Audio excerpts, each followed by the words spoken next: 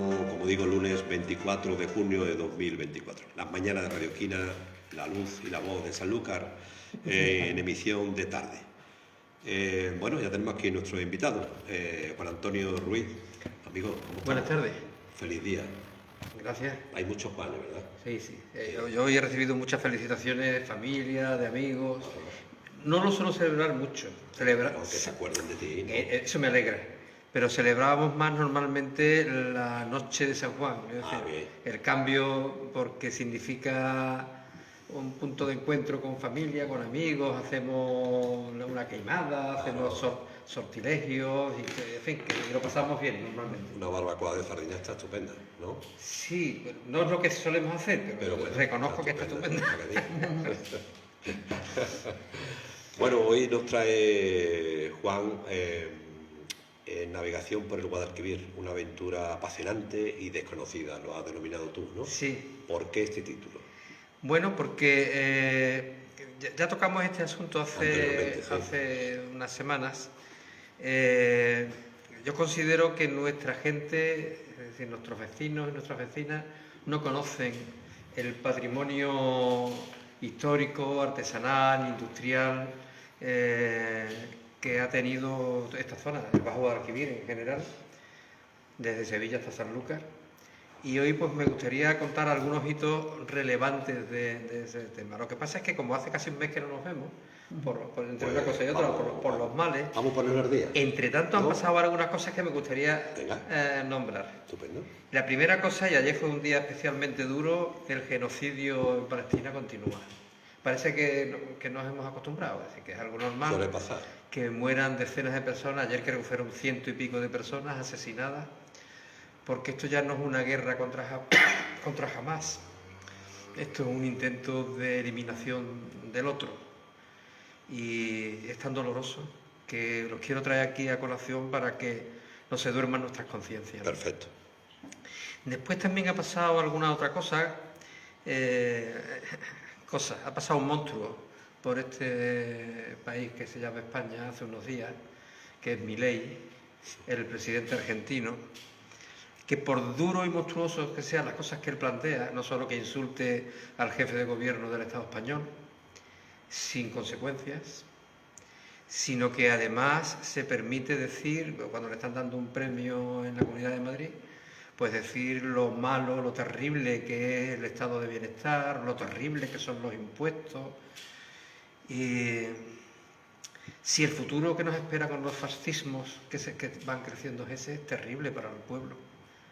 Y la gente no creo que se esté dando suficiente cuenta de lo que significa el desmontaje de lo único que tenemos en común, que se llama Estado, y se llama impuestos, y se llama servicios sociales, y se llama sanidad pública, y se llama educación pública. Que eso es lo que este payaso, pero que desgraciadamente no es un payaso, sino que tiene mucho más poder que un simple payaso, plantea. Pero lo que más me sorprende es que un partido como el Partido Popular, que es un partido de gobierno, que es un partido de Estado, se dice en España, lo acoge, le da alas y no lo corrige. Entonces nos está mostrando el camino que piensa seguir, ¿no? Eso es una de las cosas muy recientes que han pasado también. Y en todo este tiempo en que no he venido por aquí, pues también se ha movido mucho con distintas entrevistas y demás en el asunto del Ayuntamiento de Sanlúcar. Tú ahora nombrabas hace un momento que hoy hay un pleno, que a lo mejor ese pleno deja entrever la posibilidad de algún acuerdo. No sé a qué acuerdo pueden llegar, pero desde luego es terrible el desencanto que tiene la población de Sanlúcar respecto a su gobierno municipal. No solo no son capaces de ponerse de acuerdo en el presupuesto, sino que además ni siquiera se entienden, más de que después de que mucha gente le apriete un poco las tuercas, salen juntos en alguna foto. Bueno. ¿No? Entonces, pues, no podía dejar de... A lo que tú dices, compartiendo la idea de este señor de Argentina, y que la corriente europea va por donde va. Vale, las elecciones europeas han ido en esa dirección. La otra parte no tiene que plantear qué están haciendo, porque a pesar de este tipo de personas está ocupando los espacios Está claro, y alguna vez hemos hablado de eso, que Yo siempre el digo lo déficit mismo. democrático que se vive y la decepción que gran parte de la población tiene con respecto a quienes la gobiernan, echa en brazos de este monstruo a la población, ¿no? Porque si una población como en este caso como la de Argentina, que con tanta pobreza, con tanta dificultad, ¿Cómo tendría que estar, no? hace, Para votar a este presidente del gobierno a este tipo, y como puede ocurrir en gran parte de Europa. Yo sé que la dimensión no es la misma, pero tú imagínate cómo está San Lucas de Barrameda, que aparece un líder, en fin, que te llega al oído. Bueno, Mañana. claro, es lo que yo el temor que he expresado aquí en varias ocasiones es que esta falta de acuerdo, falta de capacidad de gobierno, gestión y de gestión. le abre la puerta. De momento hay ya dentro dos partidos que, como estamos viendo, se ponen de acuerdo y no se contradicen en estos temas, pero que ahora tenemos en la escena otro monstruo, que es el Alvise que ya es una vuelta más de tuerca, es decir, que los de Vox se quedan así un poco pasmados, ¿no?, cuando lo escuchan, ¿no? Entonces, esto es un gran problema, y el problema es porque quien está gobernando no está siendo capaz de ilusionar a la población. Este señor que te he nombrado ha sacado 1000 y pico votos en San Lucas. Sí. 1000 y poco. Muy cerca de la de fuerza de toda la vida aquí Claro. en San Lucas, que es la que representa a la alcaldesa. Bueno, y confieso que yo casi no me había enterado. Es decir, ¿en qué circuitos se mueven esta gente? Por las redes. Muy efectivos. Y la gente que estamos, se supone, un poco al tanto de la política, casi no nos enteramos, ¿no? Yo me sorprendo y me... Aquí en San Lucas 1000 y pico, Sí. Sí, tremendo. Tremendo. Bueno, Bueno, más cosas, amigo. si Venga. te parece, voy a abordar el tema del que hablamos. Lo que tú quieras. Y esto viene porque, como tú recuerdas, Casa Sí. Algarabía Vamos a enseñarlo aquí.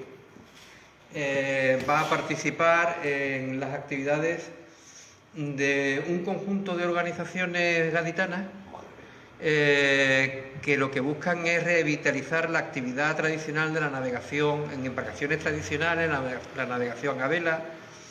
Es decir, recuperar algo que es nuestra historia y nuestra identidad, que casi está perdida.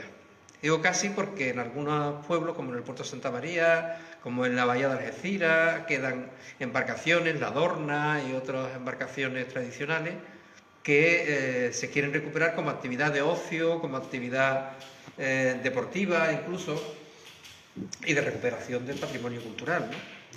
Entonces, yo quería un poco contar en la época en que se fraguan las identidades personales, que es básicamente en la adolescencia y juventud.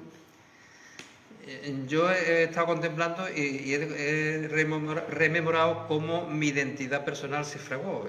La primera identidad que yo recuerdo personal, que yo me afirmé, es cuando estuve en los grupos de cristianos de base, comunidades cristianas populares, es decir, en un cristianismo que intentaba recuperar el espíritu del Evangelio de Jesús de Nazaret. Y entonces yo adquirí ahí una conciencia de compromiso con el ser humano, que poco más adelante eso se convirtió en el compromiso con un pueblo, que era el pueblo andaluz. Descubrí los elementos de nuestra identidad cultural, histórica. Poco después entré a trabajar. Bueno, mis padres eran gente del mundo jornalero, del mundo pequeño campesino, de la campiña sevillana. Y entonces la identidad del campesino andaluz empobrecido empezó a formar parte también de mi propia identidad, hasta que entré a trabajar como obrero no cualificado en Astilleros de Sevilla. Y ahí se reforzó otra de mis identidades, que era la identidad de clase, y que no me ha dejado, a pesar de que yo haya mejorado mis condiciones económicas, ¿no? Yo me siento un obrero, y un obrero de la construcción naval. Y esa es la identidad de la que quería hablar hoy. Porque yo descubrí que la conciencia de pertenecer a un colectivo, a un viejo, ancestral colectivo, que eran los constructores navales, te daba una seguridad, una fuerza, un impulso. Y lo utilicé cuando fui responsable de formación en Astilleros de Sevilla, porque en lo que había trabajado hasta entonces de la historia del astillero, de la historia de los constructores navales, lo utilizamos en el proceso formativo y eso hizo que mucha gente se ilusionara y participara de su trabajo de una forma más profesional, y cuando llegó la hora de defender con uñas y dientes a su fábrica, cuando querían cargársela, y al final, pero con 30 años después, se la cargaron. Entonces, me gustaría repasar algunos hitos importantes en la historia de la construcción naval del Bajo Guadalquivir. Me imagino que algunos de nuestros oyentes conocerán algo acerca de Valencina de la Concepción, de los dólmenes. Hace unos 5.000 años, en el antes de lo que sería un gran terraplén hacia el Guadalquivir, hacia el estuario, el Guadalquivir desembocaba hace 4 o 5.000 años en Sevilla, no aquí, esto era un mar abierto. Allí hubo una gran ciudad, se considera por el entorno histórico y arqueológico que era la mayor ciudad de Europa en aquel momento. Y aquella gente probablemente navegaron como lo hacían en muchos sitios del planeta, con las eneas, con las cañas, formando barquillas. Claro, eso explica que ellos navegaban en el entorno del estuario, de la desembocadura, para ir de un sitio, de un lado a otro, para comerciar, para pescar, para cazar. Pero ¿cómo se explica que se encuentren restos africanos en esa ciudad? ¿Cómo se explica que haya huevos de avestruz, que haya marfil, que eso no lo había en esa época en la península ibérica? Pues porque esta gente seguramente navegaban más que por el propio Guadalquivir. Pero es que un poco de tiempo después, Tartessos, que es la gran civilización de Occidente europeo hace unos 3.000 años, resulta que es conocido, y hay documentos, la Biblia mismo los cita, que iban hacia la otra punta del Mediterráneo a comerciar, las naves de Tarsís, cita la Biblia, pero es que los fenicios venían aquí a comerciar con el estaño y el ámbar que los tartesos, nuestros antepasados, adquirían en el norte de Europa, con lo cual, oye, esta gente navegaban, construían barcos y navegaban, hace unos 3.000 años aproximadamente. Un milenio después, en el año 49 a.C., César, en De Velos Civiles, que es un libro que cuenta la historia de la guerra civil romana, dice exactamente que se construyeron 10 naves largas en los astilleros de Hispalis y otras muchas en los de Gades. Es decir, hace 2.000 años la construcción naval en el Guadalquivir y en el entorno del Guadalquivir y la bahía de Cádiz era potente, porque era capaz de trasladar cereales, aceite, vino de toda la cuenca del Bajo Guadalquivir hacia Roma. Y nos vamos un poquito más cerca en el tiempo. En el año 849, los vikingos hacen un recorrido por todas las costas europeas de Occidente, entran en Lisboa, bueno, La Coruña primero, después Lisboa, y llegan a Sevilla, suben el Guadalquivir. Hace unos meses un chico, no recuerdo el caso, y dio una conferencia... No, he escrito un libro. Vale, libro que detectando que aquí estuvo vikingos. Suponiendo, porque claro, no hay ningún vestigio exactamente. Yo estuve en la conferencia. Deduce él. Eso, de una serie de pistas. Eso es. Bueno, pues estos vikingos sí se sabe que pasaron a cuchillos a gran parte de la población de Coria del Río y entraron en Sevilla. Abderramán III, el califa, desde Córdoba organiza un destacamento militar y consigue echarlos hasta las islas del Guadalquivir. Es decir, el Guadalquivir, que hace 4.000 años era de Sevilla hasta Sanlúcar, era un gran golfo marino, ya se estaba llenando de islas porque las corrientes marinas que vienen desde la zona de Portugal hacia aquí aportan un freno a todos los productos vegetales que arrastra el río, Perfecto. y llega un momento en que forma una barra hasta aquí enfrente, La barra. y en el interior empieza a llenarse de islas. Y entonces en esas islas se asentaron los que huían de Abderramán, del ejército de Abderramán III, y llegaron a un pacto. Hay algunos autores andalusíes que dicen que los vikingos se quedaron, construían barcos, criaban caballos. Bueno, eso son historias no comprobadas, pero bueno, es interesante conocerlo.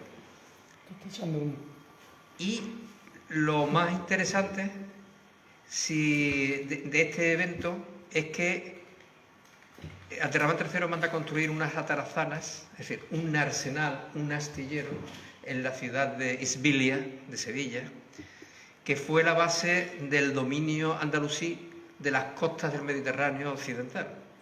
Es decir, en Sevilla, una vez más, se asienta una gran atarazana, un gran astillero. Unos 300 años después, aproximadamente, Castilla y León conquista la ciudad de Sevilla. Y se vuelve a construir unas atarazanas en las que se construyen las naves y las galeras que dan el dominio de las costas africanas y de Canarias por parte de Castilla. Sí, de nuevo en Sevilla. Nos acercamos un poquito más y en la época del descubrimiento, colonización de América, todo el río Guadalquivir, desde Sevilla hasta Sanlúcar, se convierte en un gran arsenal.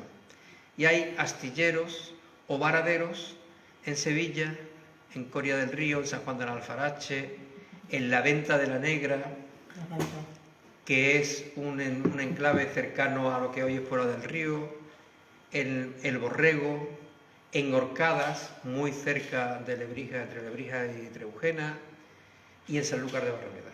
Hay un cuadro fantástico que está en la Spanish Society de Nueva York, que se llama Shipbuilding at the Guadalquivir River, y es la imagen de un astillero en el Guadalquivir, pero por la imagen solo puede ser dos lugares. Se ven varios barcos fabricándose, reparándose. Coria del Río, porque tiene un terraplén, un montecito, que es el Cerro San Juan, o el de Cantalobos, o Sanlúcar de Barrameda, como algún creativo reciente nos ha enseñado cuando ha hecho el dibujo de toda la ensenada de Sanlúcar, donde aparecen barcos varados, aproximadamente donde está la Casa Algarabía, por cierto. Cuando en el siglo XVII todo esto empieza a decaer. Es decir, el emporio de Sevilla como centro del comercio con América decae por varias razones. Los barcos son cada vez mayores, con lo cual el calado, la profundidad es cada vez mayor, y el río cada vez tiene menos profundidad, porque sigue el proceso en el que el río desde Cazorla va atrayendo tierra, va atrayendo productos vegetales, va creciendo el fondo y por lo tanto va habiendo cada vez menos agua. Y eso implica que Cádiz empieza a tirar y a decir que la construcción naval, que el control del comercio, que la llegada de las flotas tiene que estar en Cádiz. Y empiezan a llegar entre Cádiz y Sanlúcar. Pero Sevilla no se resigna. Y entonces a finales del siglo XVII, 1695, un personaje histórico fantástico, que es Francisco Antonio de Garrote, cordobés, hijo y nieto de Andalucía converso, de moriscos, vive en Sevilla, muere en Puerto Real a principios del siglo XVIII como almirante de las flotas, y él diseña un barco que es el precursor del navío de línea, que luego se hizo general como sustituto del galeón en Francia, en Holanda, en Inglaterra, pero él ensayó ese tipo de barcos en las costas del Guadalquivir. Muy propicio para nuestra navegación. Porque eran barcos de poco calado, sí, y que servían tanto para guerra como para comercio. ¿Qué pasó? Pues que el poderío vasco en el comercio de Sevilla, de Sanlúcar, los cargadores de India y de Cádiz, trabajó todo lo posible para que esas experiencias y ese posible desarrollo naval de las costas del Guadalquivir hasta Cádiz no se desarrollaran. Y se sacó un edicto a mediados del siglo XVII diciendo que quedaban prohibidas, por iniciativa de estos vascos que controlaban el comercio, quedaba prohibida la construcción naval desde Sevilla hasta Cádiz, por malas maderas, porque los trabajadores se ponían mucho en huelga, porque exigían mucho dinero. Esto es un ejemplo de cómo a lo largo de la historia la falta de poder autóctono y el poder de otros, siempre ligado a la corona de Castilla, porque después más adelante la alta burguesía catalana aliada con la corona entorpece el desarrollo industrial en el siglo XIX de esta zona. Pero, como te decía, no se resignan la gente de esta zona. De modo que a principios del siglo XIX hay un ingeniero, Timoteo Ros, que recibe el encargo de la Sociedad Anónima de Amigos del País de Sevilla de investigar la posibilidad de volver a navegar por el Guadalquivir. Y él tiene, yo tengo el texto en casa, él tiene un texto que dice que él ha visto como barcos de fuego navegan sin necesidad del viento. Y está haciendo referencia a los primeros barcos de vapor que a finales del siglo XVIII ya estaban navegando por ríos como el Támesis o el Escalda. Y después, inmediatamente que termina la Guerra de Independencia, se empieza a construir el primer barco de vapor de España. ¿Dónde? En Triana. El Real Fernando. Tenemos aquí un barquito que no se parece en nada, bueno, pero que ha querido rememorar la historia del primer barco de vapor que se construye en España, que se bota en 1817 en las aguas del Guadalquivir. Y que es un hito histórico porque es la primera vez que empieza a navegar el río y hasta Cádiz un barco que no necesita de velas para hacer su recorrido. Y esto lo hacen los carpinteros de Ribera, trianeros. Pero hasta mediados del siglo XIX se construyen varios barcos de vapor más en Coria del Río, donde también pervivía la actividad de carpintería de Ribera. ¿Qué ocurre? Que a partir del siglo XIX empiezan a desarrollarse las tecnologías, se empieza a construir en hierro y se empieza a cambiar las ruedas laterales de los barcos de vapor por hélice de popa. Y ahí perdimos medio siglo, porque hasta final del XIX no empieza a construirse en la bahía de Cádiz. Hay un primer astillerito que lo tiene, es un escocés o un británico, el que lo pone en marcha en Puntales y empieza a construir los primeros barcos de hierro. El Marqués de Comillas crea lo que hoy es el Matagorda, el dique para reparaciones de sus barcos, y en ese mismo dique luego se crean gradas y se empieza a construir los primeros barcos metálicos en esta zona. Y ya a partir de ahí casi siempre han sido iniciativas públicas, como el astillero de Sevilla, que se crea en el año 1946. Pero mientras tanto perviven, porque todavía no era generalizado el motor en estas costas, perviven los carpinteros de Ribera.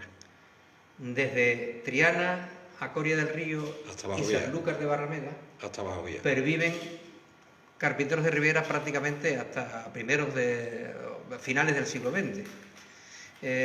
Tengo relación con varios de estos carpinteros, o varios de los hijos de esos carpinteros. Y lo curioso es que con la tradición tan antigua que hay aquí, se ha perdido absolutamente. Cierto. Es decir, no hay esto que yo estoy haciendo un repasito muy por encima, muy rápido, de que hemos tenido un gran brillo en esta actividad, la construcción naval y la navegación en el Guadalquivir. Yo me he centrado más en Sevilla porque es lo que he estudiado, he investigado más, ¿no?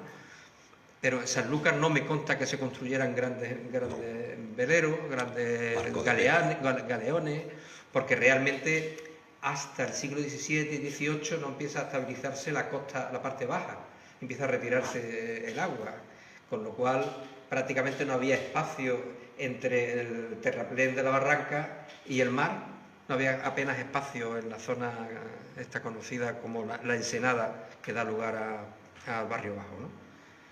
Pero es un tema que no conozco a fondo.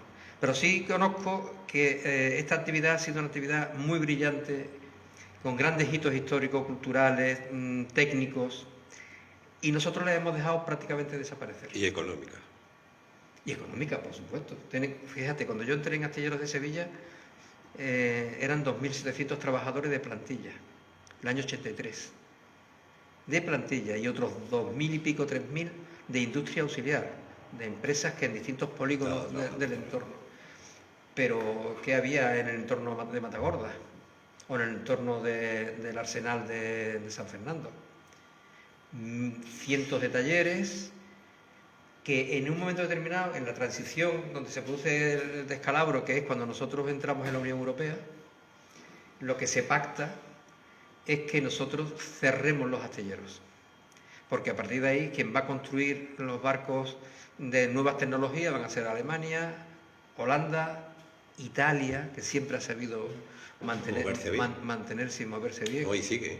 Y sigue, claro. Sigue. Hoy construyen algunos de los barcos de crucero mayores del mundo. MSC construye sus barcos al lado de Venecia, en el Véneto. Y nosotros, paradójicamente, Arabia. Nosotros le construimos unos barquitos chiquititos, Arabia, como la canción, para Arabia. Tengo unos amigos de Rota, que él es militar español, y entonces nos dimos un día una vuelta por dentro de la base. Fuimos a comer pizza a la base. Y luego nos dio una vuelta y estuvimos en el muelle, viendo, entre otros, los barquitos que le hacemos a Arabia Saudí. Pero digo la intención política de Arabia, o sea, que un país... Bueno, sí, le construimos a cualquiera que pague, claro. Ya.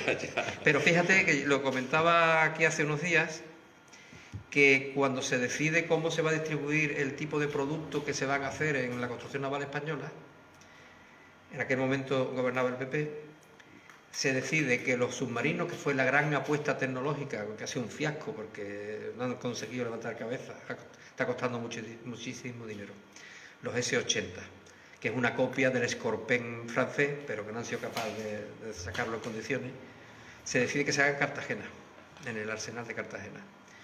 Las fragatas, las F-100, que es la joya de la corona, se decide que sea en Galicia, Rajoy and Company.